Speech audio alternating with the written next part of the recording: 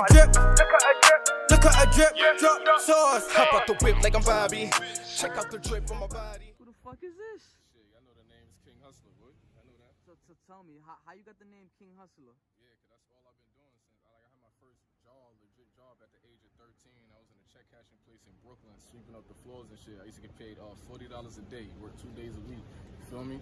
And I used that money to buy my school uniform going into junior high school and shit, like all that other shit. You feel me? So you was big in investing in yourself. Yeah, that's what I do. Like, you feel me? Like my father used to own a little fucking shop and shit like that, fixing cars and shit. So just being a money getter was always my thing. I ain't like being broke. You feel me? I ain't like being made fun of for being bummy and shit like that. That shit was corny. You feel me? And at the time, my moms and them, they was working hard, but they ain't have it like that to just waste on Jordans and all that other fuck shit, you feel me? So I'm like, all right, I gotta do something to get my own money so I can have what I want. Even when it was little, candy, I'm a candy nigga. All right, I'm gonna get some money to get my own candy. So I just always been a hustler, so that name was given to me, you feel me? I ain't even give myself that name, because everybody just knew me as a hustler. So tell me about your upbringing, bro. Yeah, so shit. I've been spitting since I was a little nigga. I'm from Brooklyn, though, you feel me? I just been in the Bronx for like going on 10 years and shit. I had to relocate shit. When I was little, nigga, I was getting a lot of trouble shit, feel me? But other than that, it just music. That's all it's really been. I'm with the regular nigga shit. Grow up in the hood, live with mom's pops, go to school, get into bad shit, get kicked out mom's crib, leave home, have children, so now I got responsibilities and shit, you feel me? I tried doing the 9-to-5 shit. I'm not good with like wasting my potential working for somebody else. I don't like that shit, you feel me? Especially somebody who's not gonna appreciate my potential. So my last job, I got fired on some bitch nigga shit, and I took it upon myself to just use this music shit as a way to get money. You feel me? And it's just been going good ever since. So what other fields do you work in? Because you a walking entity. Yeah, that's a fact. So I do the music as King Hustler, of course. Then I got King Hustler apparel, like what you see, what I got on right now. I made this, you feel me? I make stuff for the women, I make stuff for children. I make me, my family, all our apparel. Wardrobe and sponsorship provided by King Hustler Apparel. Dress like a king, win like a hustler. I'm picking a day, I'm gonna make an event. And like I stay doing give back events for the homeless, you feel me? So I'm gonna give away all my clothes, my sneakers, my name brand shit to the homeless, because at this point, I'm just only gonna start rocking my brands. And you know, other people that I know who got apparel too, other small black businesses and brands, I'm gonna rock their stuff. I feel like I don't really wanna fuck with the big name brands no more, because we the new upcoming, you know what I'm saying? So that's that. And I also got the King Hustler cookies, where I got my own treats. I make cookies, potato chips, pancake mix. I'm working on drinks and stuff like that, you know what I'm saying? No marijuana in it, because I want kids and everybody to be able to enjoy it, you feel what I'm saying? I feel like putting marijuana in it kind of limits it. So I'll do it in the near future, but just not right now, you know what I'm saying? And, so what's your goals and ambitions? Because you seem like you got a lot on your plate, and you taking it one spoon at a time. Yeah, that's a fact, you feel me? I used to think that I needed a whole team. And I'm not going to advise anybody against a team. You always need a good team as long as everybody got the same agenda at hand, you know what I'm saying? If you got a lot of motherfuckers around you, but they're not really trying to fuck with what you're trying to fuck with or get what you're trying to get, you just got a lot of useless motherfuckers around you, you get what I'm saying? So I just said, fuck it, I eliminated the useless motherfuckers and just started doing it by myself. Because my main goal is to take care of my children and make sure they don't have to go through what I went through. And that's putting your hardest to work for a company or work for somebody, for them to look at you or belittle you or treat you like you little to nothing, like you shit. I don't gotta depend on nobody I don't gotta call or ask somebody to use a bathroom. I gotta call out for a sick day. I don't gotta wait for vacation time, vacation days, and none of that shit. I get up and I work when I wanna work. I get my money when I wanna get my money. I take vacation when I wanna take vacation. I get to see my kids every day, kiss them, good night, wake up next to them in the morning. That's why I do it, you get what I'm saying? So how do you feel about the new landscape of music? Yeah, the way it is, I ain't gonna front. Me, myself, personally, it took a while to adjust to it. Only because I took a little break from music, you get what I'm saying? Like, when I was on my grind the first few years, when I first started doing music and shit, it was still geared towards when Big Sean first came out, when Drake first came out, the whole Young Money era, 2 Chainz and shit. That was my era right there. I took some time off, and then Bobby Shmurda and them came out, and X-Extension and all of them, and Lil Uzi, and it kind of shifted the wave of the game. The Migos came and started switching shit, so it was like I had to learn to. It's like, bro, do you really take this shit serious? Because if you do, you can't keep spitting like you from 1990 something every day, you feel me? And you got to realize that it's not only about bars. It is about bars, but people also want something they can vibe to. You got to start finding beats that's good. You got to learn the cadence of the music. You got to know what's now, what's not now, what's in. So I really had to sit there and re-educate myself on hip-hop all over again, you know what I'm saying? On the new form of it. And so to answer your question, what do I feel like about it? What do I feel about the new landscape of the rap game? It's cool. I like it. I just had to adapt to it. And once I did, I feel like I mastered this shit now. You feel me?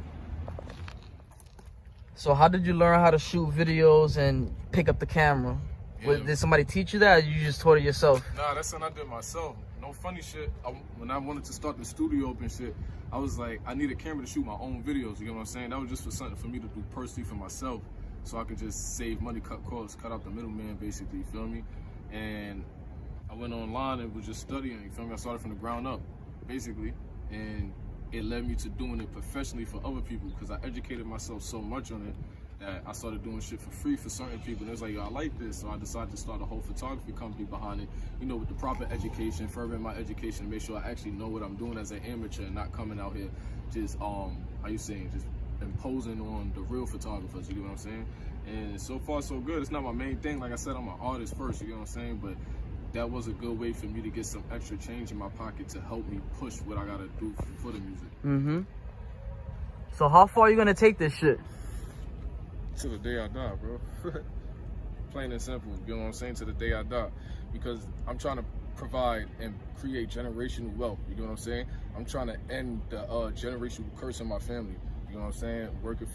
Just working for somebody, period, than to die, retired and die for your kid to do the same thing. Work for somebody, retired and die, and so on and so forth. That shit stops with me and ends with me. So I'm doing this shit to the day that I die. So my kids I want my kids to know how to value shit, hard work, how to be a hustler too. But I don't want them to work as hard as I had to work. I want their workload to be a lot easier than my shit is. You get what I'm saying? And then their kids, my grandchildren, I want their workload to be a lot easier. And I would like to say I want my great-grandchildren to never have to work. And everybody after them to never have to work. You get what I'm saying? The only work that I want them to put in is maintaining the empire that I built for them. That's it. Alright, I stopped doing music for 3 years, you feel me? I started doing like my little 9-to-5 thing and shit like that. Now at the time when I was doing the music, now you got me and you got the peers who's on the same level that I am while I'm doing music. I stopped. Y'all continue to do your thing, you get what I'm saying? They kept it going. So you would figure that when I finally came back 3 years later, I would have a long way to go or a lot of catching up to do, you get what I'm saying? In 2 years, I've not only gained back the level that I was on before I stopped, nigga, I done surpassed that and like so many people, you get what I'm saying? And it's like, it just showed where the will is at, the will to want, you get what I'm saying? Nigga, I want it all, you feel me? Some people say they want it, some people do the music just for clout, because it's good. Some people do music because they feel like it's a get rich quick scheme or something like that, you know what I'm saying? I do this shit, nigga, because that's really what I do. I eat, sleep, and breathe that shit. I shit that shit, my nigga. Like, everything is music. I've been doing music since I could fucking talk, my nigga, you know what I'm saying? Real nigga shit. So I have no choice but to make it with this shit. See, people got other choices. People do music and they got 9-to-5s. People do music and they got this going on. Oh, I don't got to do this today. I can push some work over here. Nigga, I got no choice but to do this. I got 4 kids. I got a whole apartment, dogs and shit. I got bills I got to pay and I got no job, nigga. I have to do this music shit because I done started it and I invested so much into it already. I done invested my heart, my mind, my body, my soul, my commitments with people, my relationships. I invested so much in this shit. I have to do this shit and I have to make something of it. I have no choice. So with me having that mindset and other individuals I know for a fact don't have that mindset, I have no competition, you get what I'm saying? The only person I'm competing with is myself. So if I do something and it succeeds, I have to now compete with that level. Then I have to go on top of that and go on top of that. That's just all it is. So what was your influences coming up in this rap shit? Or just like everything you do as a whole? Because you are a businessman alongside your music. So like, what moves you? Yeah, so like people like Jay-Z, Master P, P. Diddy, you get what I'm saying? People who started from nothing and built their own name instead of taking an easy route out and selling themselves or selling their talents or their name to somebody else so they can hurry up and get rich quick, or be like, yo, I'm under this label, so it's easy for me, you get what I'm saying? All that other shit. These niggas really went through the mud, you get what I'm saying? So I wouldn't say that like I idolize these people or something, but I do use them for reference when it comes to knowing how to do this a creative and a businessman thing at the same time. You feel me? That shit is not easy to do, but you gotta know how to balance it out.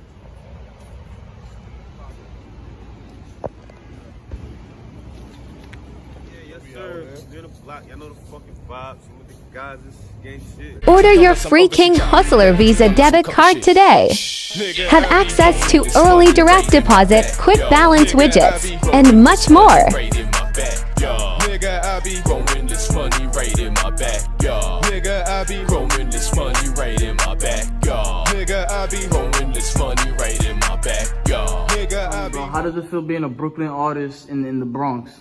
Yeah, it's better than I expected. I ain't gonna front. When I first thought of the idea, I thought it was gonna be on some different shit. But I got way better feedback than I expected since I started this shit. Like, real nigga shit. Is the music different?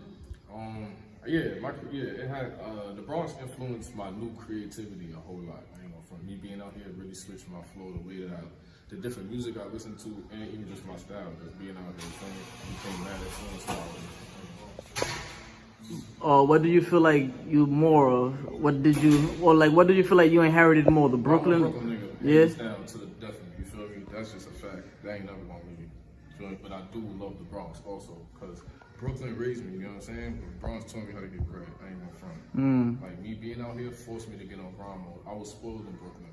I don't know nobody out here. I'm by myself, me and my family, so I had to get on grind mode. Do you think it's easier to do music or create the shit you get for the world, whether it's the merch or the clothes giveaways? Like, what do you think speaks more for you? The music, hands down.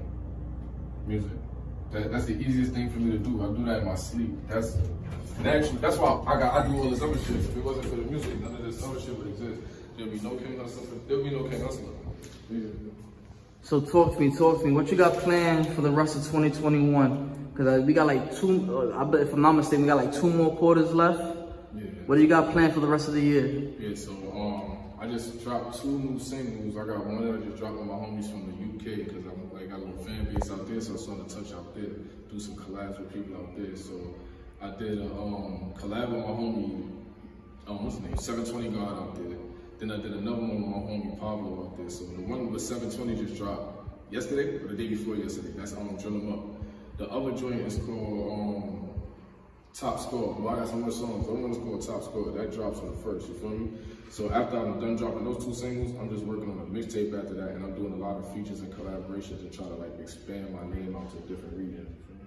Alright, so speaking upon EPs and LPs, mixtapes and whatnot, you say you got a mixtape coming? Yeah, so I'm gonna start planning a mixtape because I just dropped a few singles. I feel like it don't make no sense to drop an album yet. As far as like my stature, as far as where my name is at, it wouldn't really play out the correct way to do an album. So being that I did the right amount of singles that I felt that I needed for the year, now I'm just doing features, collabs, and I'm gonna drop a little free mixtape to throw out there just for people to get a feel of my sound and see what I'm working with and shit like that. Alright, so for the artists listening, whether you're listening now or later, homie spoke about building a catalog, right? You gotta build the catalog. You can't just jump in the game, dropping a 6-track fucking mixtape and this that. You can do that. Yeah, you can do that. But you feel me? There's rules and regs you have to follow. You feel me? So you gotta build the catalog. Remember that. Can you go a little bit more in depth on the mixtape, track listing, project name? Oh yeah, no details on none of that. Yeah, like I said, I just got done dropping a single and stuff like my last few singles. You know what I'm saying? So that's the next step in the works. But I'm not even gonna start. How would you say it? Like having the creative side, I'm not ready until like the next month. You know what I'm saying? I'm just planning on what I'm gonna do as far as like my next move. So on the next move, I have to do a mixtape. Right now, I can tell you as far as like the collabs who I'm working with. I'm working with a lot of London artists right now. You feel me? Out there in the UK and shit like that. I'm also working with my man Emerge the MC. You know what I'm saying? A lot of good people. You know what I'm saying? Like keeping myself busy, basically, you feel me? Because I don't want to let no gap, being that I took that 3-year hiatus, I'm afraid to let any time separate in between me and when I push content out, you know what I'm saying? So you big on time and, you know, time being wasted. Did you feel like you put in the right amount of catalog this year? Yeah, that's a big fact. Like I said, I dropped a mixtape earlier this year too called Counting Me Up. I was gonna ask that. Do you have any prior projects that the people could check out? Any on any DSPs or SoundCloud, YouTube? Are they still up there? Or? Yeah. So what you do is you go to my official website, KingHustlerEmpire.com. The link will be in the description. That's a big fact. It's on KingHustlerEmpire.com/downloads, and it has all the mixtapes that I did plus the new singles that I just dropped. Now with the downloads, with the mixtapes, I only dropped 3 mixtapes in my whole career. This is why I believe more in quality over quantity. You know what I'm saying? So I'm not gonna sit here and just throw mixtape after mixtape. A mixtape, the way I do mixtape, I got at least 15 to 20 tracks on that. So if I throw 3 of those out there too, you got all 60 to almost 100 songs of what garbage probably you would never know, because who's gonna sit there and really take the time to listen to that much music from somebody you really don't know? You know what I'm saying? You gotta throw up the songs that you believe are good and build the hype around them. You know what I'm saying? Take your time and just build the hype around the music. Oh shit, the fuck is that? Yeah, you already know, a little gift for you. Oh shit. For me? That's the shit, that's a fact. For me, let's go. Early Christmas, let's go. Fact. You see it right here, man. One and only, one and only. So talk to me about visuals. Any visuals on the way? Any visuals out now? Yeah, so I do a lot of videos, you feel what I'm saying, for my singles and shit like that. So I got a couple videos out to my like a song called On D, On My Dick. That's one of my favorite tracks right there. That's like a statement track, you feel me? To anybody like just talking shit, just get off my dick. So that's that one right there. My wife actually helped me with that video, you feel me? Like I said, I do a lot of this shit on my own. So when I'm down with camera guys and shit like that, I can't really shoot visuals of myself. I can, but you're very limited on the angles and shit.